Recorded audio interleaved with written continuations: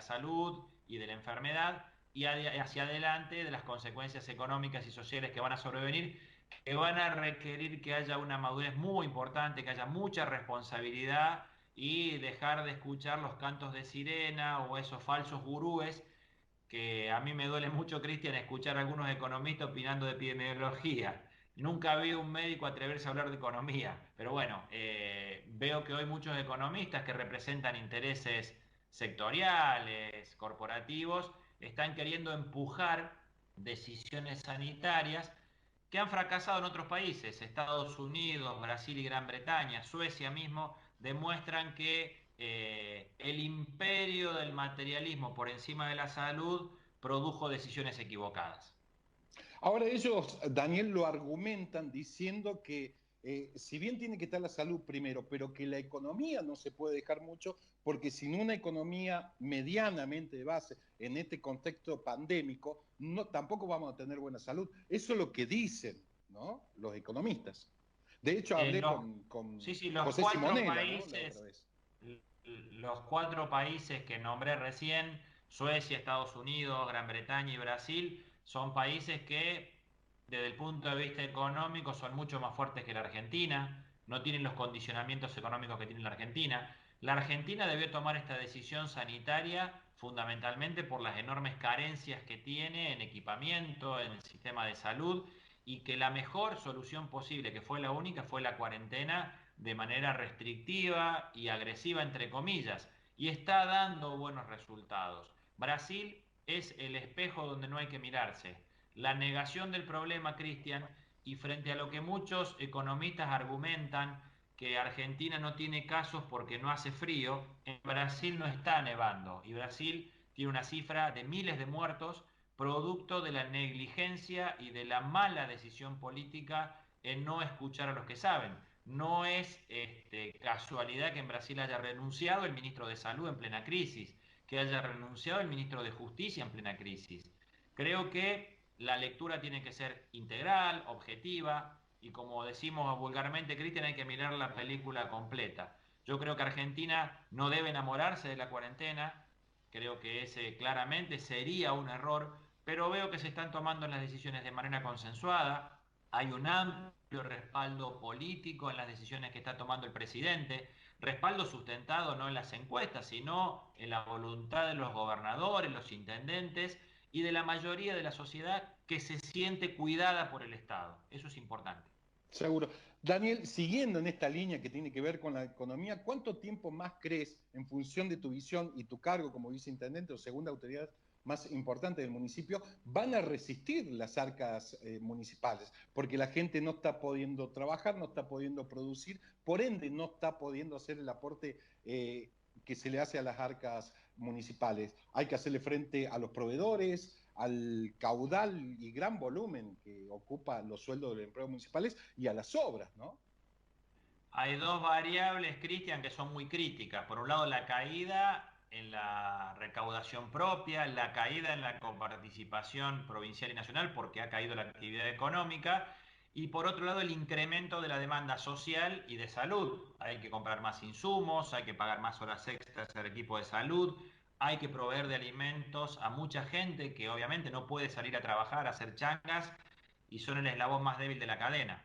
Ese desafío solo podrá resolverse con un Estado presente, con políticas proactivas, y creo que estamos viviendo las últimas 2 semanas de restricción intensa.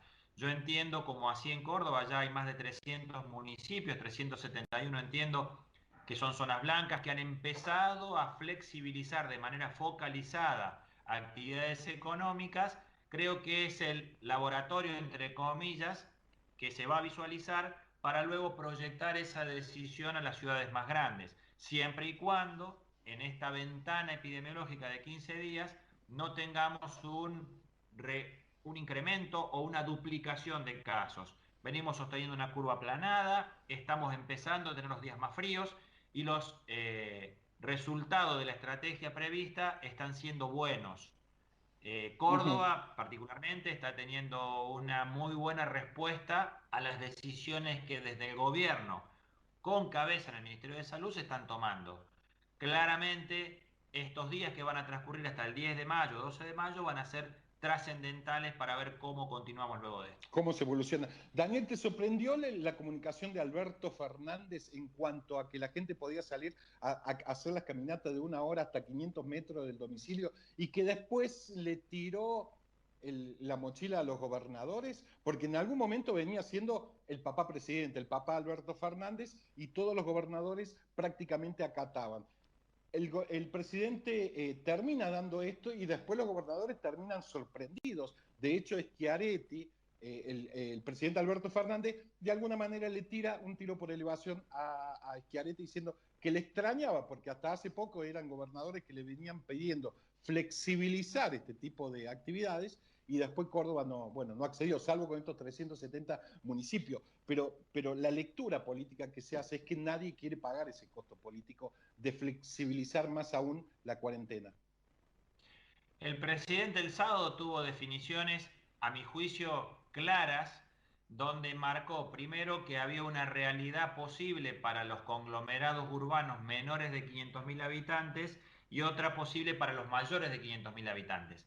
Claramente hay 4 estados que tienen esa situación predominantemente: la provincia de Santa Fe, la provincia de Buenos Aires, la provincia de Córdoba y la ciudad autónoma de Buenos Aires. Y claramente esos estados autónomos tienen que resolver dentro de sí mismos cómo se hacía esto. Y también el presidente fue claro que esta posibilidad tenía condicionamientos, que era ver cómo estaba la situación sanitaria en cada uno de ellos. Creo que la adaptación que hicieron los gobernadores, a mi juicio, fue la correcta. En Córdoba, por ejemplo, para hablar de lo que sabemos, Sí, Córdoba tomó acciones focalizadas de flexibilización en 371 municipios y comunas blancos. Acá sabes, Cristian, que tenemos 11 departamentos de la provincia, de los 26, que no tienen circulación de virus y que los estamos cuidando, y que dentro de esos departamentos está la mayor cantidad de poblaciones que no han tenido casos. Ahí claro. claramente es donde desde hoy, por explícita recomendación del COE provincial, se comenzaron a liberar algunos horarios, flexibilizar algunas tareas privadas, incrementar la cantidad de profesiones que pueden llevar su tarea adelante con restricciones horarias. Por eso creo que este laboratorio que se está poniendo en marcha va a permitir, de acuerdo al resultado que vamos a ver el 10 de mayo, si esto puede ser traslativo a las grandes ciudades, donde mientras tanto tendremos que seguir cuidando de que la curva siga aplanada. Tengo la percepción que quizás a partir del 10 de mayo haya mayor flexibilización y mayor apertura de la focalización, en tanto y en cuanto sigamos sosteniendo este número. Muy bien. Daniel, quiero volver un poco a la agenda legislativa y preguntarte de cuáles son aquellos temas que quedaron pendientes de no ser por la pandemia, ¿no? En la agenda legislativa. Bien, nosotros tenemos muchos temas. Sabés que la ciudad de Córdoba inicia una gestión con Martín Yarlora con una situación de quebranto, de endeudamiento, donde nosotros planteamos una reconversión del sistema impositivo, planteamos una reconversión de la gestión que claramente se ve truncada por esta pandemia que nos va a reconfigurar. No obstante ello, hay muchas decisiones que tienen que ver con el transporte público, con el transporte urbano, con modernizarlo, mejorarlo, que nosotros queremos proseguir a partir del final de la cuarentena. Cuestiones que tienen que ver con las obras importantes que necesita la ciudad. Hay un financiamiento del Banco Interamericano de Desarrollo para una obra importante de cloacas en la zona de Villa Libertador, que es una zona que está colapsada desde el punto de vista sanitario, merced al grave problema de saneamiento cloacal que padece. Tenemos una importante cantidad de decisiones en materia sanitaria que venían de antes de la cuarentena, que es justamente construir 6 centros de referencia de salud en los 6 puntos estratégicos de la ciudad. Hay muchísima acción. Nosotros proyectamos una gestión de 4 años y a los 4 meses de haber empezado estamos con este inconveniente, que hoy es el objetivo central de nuestra tarea. Hoy estamos Nadie se lo ayudando a la imaginaba, gente. ¿no? Nadie Nadie. imaginaba esto. Esto era la tormenta perfecta y bueno, estamos sobrellevándola. Nuestro rol en la cadena sanitaria es garantizar la atención primaria de la salud, la vacunación, seguir organizando el sistema. Tenemos la mitad de nuestros centros de salud organizados para el COVID-19 como centros febriles y la otra mitad para el resto de las patologías. De los 3 hospitales que tiene la municipalidad, el Príncipe de Asturias y el Infantil tienen carpas febriles en su entrada para impedir que la infección ingrese a la institución, y el hospital de urgencias, por su característica, obviamente está liberado de esta estrategia febril, Claro. sigue atendiendo los accidentes. Que también hay que leer este dato, Cristian, desde que comenzó la pandemia cayeron en un 70% los politraumatizados y la cantidad Que de gente que todos van a ingresaba al parar hospital al de urgencias. hospital de urgencia. Exactamente. Por otro lado, se incrementaron los hechos de violencia doméstica o intrafamiliar, que En también un es un dato grave. 40%. Así es. Sí, Daniel, te quiero preguntar por dos proyectos que a mi modo de ver, o por lo menos en el Gran Córdoba, llama la atención, ¿no? Uno tiene que ver con un proyecto de un concejal opositor y otro del oficialista. Me refiero al de, siguiendo en esta línea del COVID-19, del concejal Loredo, que presenta un proyecto para hacer el test de olfato. ¿Cómo lo ves? ¿Sirve, no Es sirve? es una inquietud que carece de sustento científico. Ha habido muchas iniciativas de buena voluntad, de buena fe, tratando de aportar alguna herramienta para generar noticias y que en algunos casos sirvieran para algo. Desde el punto de vista científico, todos los comités científicos, asesores tanto de la nación, de la provincia como de la municipalidad, dieron, digamos, como que la falta de olfato no es un signo patognomónico del COVID-19. Por Ujú. lo tanto, no podés poner una herramienta de diagnóstico en manos de cualquier persona. Que un bombero, un policía o un agente de tránsito le esté tomando pruebas de olfato a alguien para determinar una cuestión sanitaria no es lo apropiado. De hecho, esa recomendación cayó por tierra. Solo la habían aplicado en 2 municipios y dejaron de aplicarla inmediatamente. Y el otro proyecto llamativo también que te quiero preguntar tiene que ver con un concejal del oficialismo. Me refiero a Diego Casado sobre este proyecto que quedó en el cajón, me parece que ahora con esto del COVID-19, y tiene que ver con la obligación, este proyecto, que en caso de ser aprobado o de tratarse, con la obligación de que los funcionarios se hagan la rinoscopía. Bueno, este proyecto, Cristian, vos tenés mucha experiencia legislativa. Ah, pensé que me iba a Eh, decir que tenía experiencia en algunas no, cuestiones no, de, no, de no. consumo de No, drogas no. ilegales. No, cuando yo vi el ingreso de ese proyecto, me recordé a un proyecto que se presentó allá por el año 2005, que fue autoría del legislador entonces y hoy nuevamente legislador Juan Manuel Cid, que planteaba lo mismo desde un proyecto de ley provincial. Recuerdo que generó mucha polémica. eh, Como médico y como pronto a recibirme como especialista en toxicología, porque estoy por rendir la especialidad este año, la rinoscopía no es un elemento de diagnóstico exclusivo de la tenencia de una patología.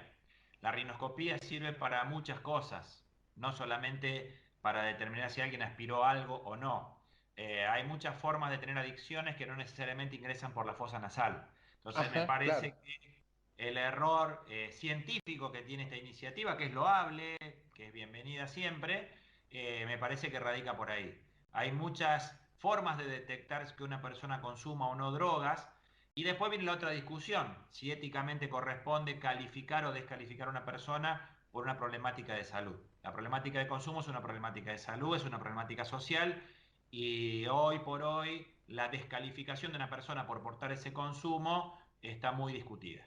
Sería estigmatizarlo, entre otras cosas, porque supone que es un Absolutamente. enfermo, ¿no? Es una Daniel, opinión personal, ¿eh? Daniel, y por último, como para ir cerrando, te propongo una especie de recurso periodístico lúdico, ¿no? Que tenga que ver básicamente con la política, y es hacer un ejercicio de negacionismo temporal del coronavirus, con fechas que ya han pasado y que hubieran sucedido si no estuviera el COVID-19. ¿Te parece? Dale. Una tiene que ver con la elección de Río Cuarto, hecha esta aclaración de que si no existiera la pandemia, ¿crees que el PJ hubiera retenido el gobierno en esa ciudad importante de Río Cuarto? No tengo ninguna duda que Juan Manuel Llamosas, cuando pongan las urnas, va a ser reelegido por la ciudadanía de Río Cuarto. es una excelente persona, fuimos compañeros de trabajo en el ministerio, él fue secretario para la zona sur de la provincia de Córdoba cuando me tocó ser ministro de Desarrollo Social, fue defensor del pueblo de la ciudad de Río Cuarto, ha llevado una gestión exitosa en estos 4 años duros que les tocó gobernar y no tengo ninguna duda que la gente cuando la Pase. ley electoral nuevamente se rehabilite lo va a reelegir. Creo que es un gran candidato y expresa mejor que nadie todo lo que el gobierno de la provincia ha hecho en esa ciudad, tanto con José Manuel de la Sota como con Juan Schiaretti. Juan Manuel tiene la enorme virtud, por su característica y por sus atributos, de haber construido una enorme confianza con José Manuel de la Sota y con Juan Schiaretti. Y creo que eso lo habilita muchísimo para ser nuevamente intendente de la ciudad. En esta línea de negacionismo temporal del coronavirus, también aprovecho para preguntarte, una de las fechas que también se pospuso fue la interna del PJ. Bajo esta aclaración que te hice, ¿crees que se hubiera llegado a una lista de unidad o hubiera habido interna en el PJ? Creo que si hay algo que caracteriza a los dirigentes de mayor envergadura del Partido Justicialista Provincial, más allá de los lineamientos con referencia a lo nacional que hubo antes de la pandemia, siempre estuvo la convicción, sobre todo encabezada por Oscar González, que es el presidente alterno y del PJ y que llevó adelante esta decisión del gobernador Schiaretti de arribar a un consenso. Venimos gobernando la provincia, Cristian, desde hace 20 años y hoy tenemos un gobierno nacional con el cual tenemos muchísimas más afinidades que las que había antes y con la responsabilidad, entre otras, de gobernar la ciudad de Córdoba como hacía más de 40 años el peronismo no lo hacía con dirigentes propios. Toda esa responsabilidad genera herramientas importantes para buscar los consensos. Y con la crisis económica previa a la pandemia, ya nos obligaba con la responsabilidad del gobierno a no desatender eso y hacer todo el esfuerzo para buscar la unidad. Creo que la unidad del PJ va a ser una de las bases sólidas que va a permitir sobrellevar las gestiones de gobierno hacia adelante esta crisis y que nos va a fortalecer después de la pandemia. O sea que ves unidad después que pase esta pandemia, Estoy ¿no? convencido de ello. Y la última pregunta ya para cerrar, Daniel, es dentro del peronismo tenés un ligamiento muy fuerte internamente con el del azotismo. ¿Crees que si no hubiera sido lo del accidente automovilístico que terminó con José Manuel de la Sota, hoy hubiera estado sentado en el lugar de Alberto Fernández? Porque de hecho las especulaciones, y lo sabes Daniel, porque sos un hombre político también, venían con conversaciones en Buenos Aires. ¿Era el candidato, hubiera estado sentado de la Sota en el sillón de Alberto Fernández? No tengo ninguna duda que hubiera sido así. Es más, uno de los más fervientes impulsores de ese proyecto era Alberto Fernández. Alberto Me acaba de tirar un estaba... título, no lo sabía, ¿no? Sí, Alberto Fernández era una de las personas que estaba hablando con José Manuel de la Sota, que trabajaba para que José Manuel impulsara su candidatura presidencial y de hecho muchas de las acciones de consenso y de los gestos que está teniendo el presidente Alberto Fernández tienen que ver con esa impronta. Así que no tengo ninguna duda que era el momento por la madurez política, por la experiencia que José tenía y porque la Argentina necesitaba una figura de ese tipo en este momento. Él hubiera llevado adelante estos puentes de los cuales hablaba y eran su herramienta de discurso en su última etapa. Así que obviamente el dolor de su muerte no nos impide soñar si tuviéramos esa posibilidad atemporal que vos planteabas de que él hubiera sido presidente de la Argentina.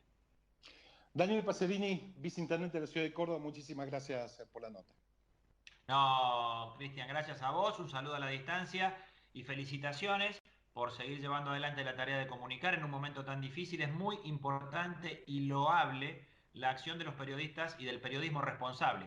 Frente a tanta fake news y tanta porquería que circula en las redes sociales, es bueno que haya canales de comunicación como el tuyo para poder llevar información veraz, que la gente se informe correctamente y que sepa cómo cuidarse frente a esta situación. Y como lo hago en cada una de las notas, sigamos lavándonos las manos, cuando salimos usemos el barbijo y mantengamos distancia. Pero lo mejor es quedarnos en casa. Un codo a la distancia, Daniel, y espero que la próxima sea en el piso.